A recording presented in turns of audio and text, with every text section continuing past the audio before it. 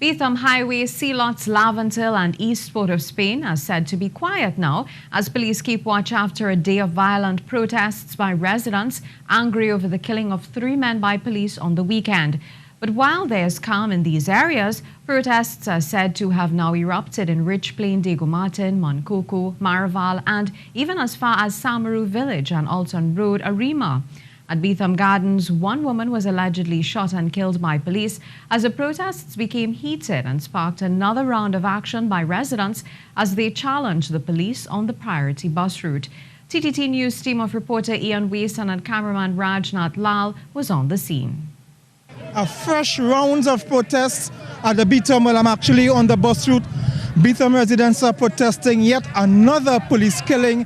They say a young lady just about 32 years of age was shot when the police shot indiscriminately at a crowd that was protesting earlier this morning. They have just got reports that the girl had died at the Port of Spain General Hospital, and they are protesting once more. Cell phone video footage showing the police officer firing his weapon.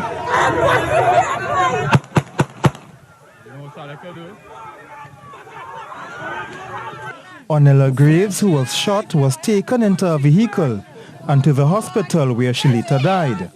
Upon hearing of her death, the protests reignited, the fire starting in the full view of the police. Residents with their hands up, a symbolic reference to the men who were killed by the police over the weekend. This is not right. Understand why I talking on the behalf of all of us. We's black people. And the whole protest is that police killing people with no reason, with no remorse, and nothing not coming outside. A senior police officer gave a listening ear to the residents as he sought to bring some calm.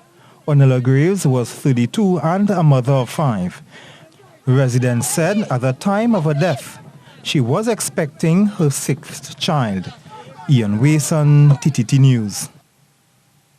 And earlier, protests had erupted in East Port of Spain and environs as angry residents called for justice following the death of the 3 Morva men on Saturday.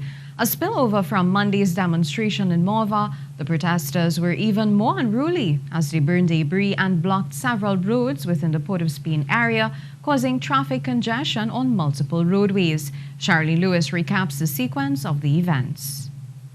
The first protest on Tuesday started around 9 a.m. at the NP flyover. 20 minutes later, another protest in Coconut Drive, Morva. Then at 9:45, residents of Sealots followed suit, blocking the roads, burning debris as they guarded to voice their anger. They're all away! It's cockroach! Gary Griffith Sealot! This resident said they are fed up of being targeted by the police. Black Lives Matter to everybody, boy. They're protesting in America and they're killing we here in Trinidad.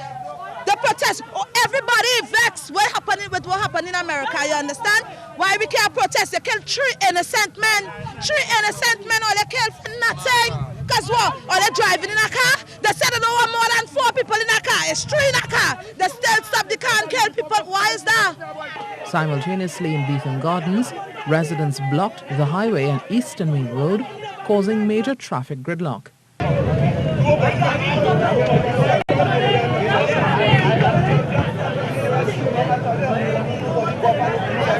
The scene then escalated when the protesters became disruptive and police had to use some force to disperse the gathering.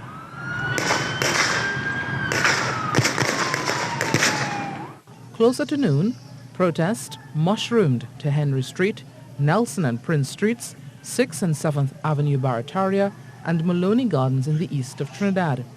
However, with an intensified police presence, the gatherings were squashed. For many motorists, the commute to and from the capital city was stressful, but shortly after 1 p.m., the Trinidad and Tobago Police Service reported that all roads leading in and out of Port of Spain were cleared and now are debris-free.